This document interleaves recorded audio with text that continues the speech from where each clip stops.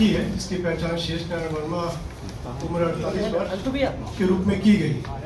तो जब इसका जो गला में धारदार हथियार से इसकी मृत्यु की गई थी तो प्रथम दृष्टिया इसका मैटर समझ में नहीं आया, और जब इसके बारे में जानकारी ली गई तो ये पूर्व में हत्या का आरोपी रह चुका था। तो थोड़ा सा एंगल उस तरफ गया कि क्या पूर्व से रंजिशवश तो नहीं हुई हत्या। इसका बेटा बीमार होकर हॉस्पिटल में एडमिट हो गया था। जब इसमें थोड़ा सा विवेचना की गई तो बेटे के हाथ में चोट थी इसके, और घर में जब तलाशी ली गई इसके तो बेटे के कपड़े जले हुए थे, और बेटे की हरकत या सामान्य से डॉक्टर से भी हम लोगों ने वहाँ बात किया तो बोले बेटा अकेले में जाके तो बड़ा ठीक रहता है, पर कोई आता है बेहोशी की एक्टिंग करता है, तो सर पे संदेह जो है हमारा वहीं घूमने लगा। तो बेटे से बाद में हिकमत अमली से पूछताछ की गई तो बेटा घटना का अपना स्वीकार किया। बेटा जो है वो डोमेश साहू है, डोमेश वर्मा, उसने बताया कि जो पिताजी है वो पूर्व में हत्या के आरोपी थे, और हम लोग को भी बात बात में धमकाते थे, गाँव वालों को धमकाते थे कि एक मर्डर मैं कर चुका हूँ, तेरा भी मार दूंगा। शराब पीने के नाम पे झगड़ा, पैसे को लेकर विवाद, घर में जो मृतक है वो अपनी पत्नी से भी विवाद करता था। इससे बेटा काफी क्षुब्ध रहता था।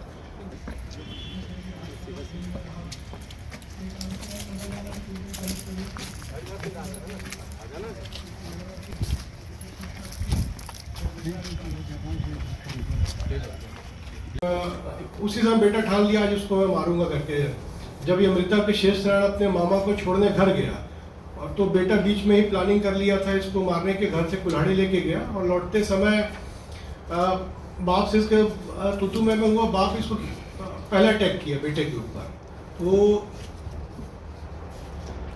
फिर वो क्रोध में आ गया बेटा और सीधा गले पे कुल्हाड़ी से वार किया। इसी दौरान हाथापाई के दौरान बेटे को भी हाथ में चोट लगी जो हमको आरोपी तक पहुंचने में मदद की। फिर बेटा जो वहीं उसको मार के फेंक के भाग गया था। फिर सुबह जैसे ही पुलिस आई तो बेहोशी की एक्टिंग की और हॉस्पिटल में एडमिट हो गया। तो जो कुल्हाड़ी हमको मौके से मिली उसमें कलर भी था जो बेटे के हाथ में भी लगा हुआ था, हरे रंग, डार्क गहरे हरे रंग का कलर था। तो इन सब के आधार पे, कुल्हाड़ी के आधार पे, जले कपड़े के आधार पे, हाथ में लगी चोट के आधार पे हमने जब इससे पूछताछ की तो बेटा टूट गया और अपराध करना स्वीकार किया।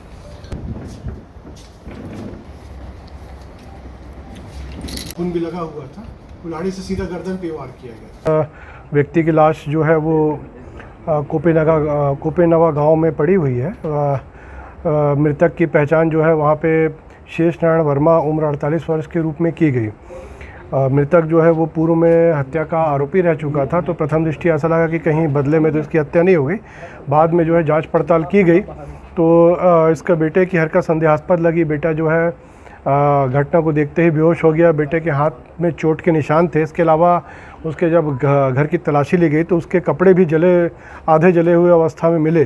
तो प्रथम दृष्टिया जो है सभी संकेत जो है बेटे की तरफ जा रहे थे। बेटे से हिकमत अमली से पूछताछ की गई तो बेटे ने अपना जो है पिता की हत्या करना स्वीकार किया। बेटे का नाम डोमेश कुमार वर्मा है। बेटे ने पूछताछ में बताया कि पिताजी मृतक जो है वो पूर्व में हत्या का आरोपी रहा है, और वो धमकाता था कि पूर्व में एक मर्डर कर चुका हूँ, तुम्हारा भी मर्डर कर दूंगा। इस टाइप से बेटा थोड़ा दहशत में रहता था। रुपए पैसे को विवाद, कभी शराब पीने को विवाद, इस टाइप का इनके बीच में होते रहता था। मृतक जो है अपनी पत्नी से विवाद करता था। इससे भी पुत्र जो आरोपी डोमेश है वो क्षुब्ध था। तो होली की शाम को इनके बीच फिर से पुनः विवाद हुआ।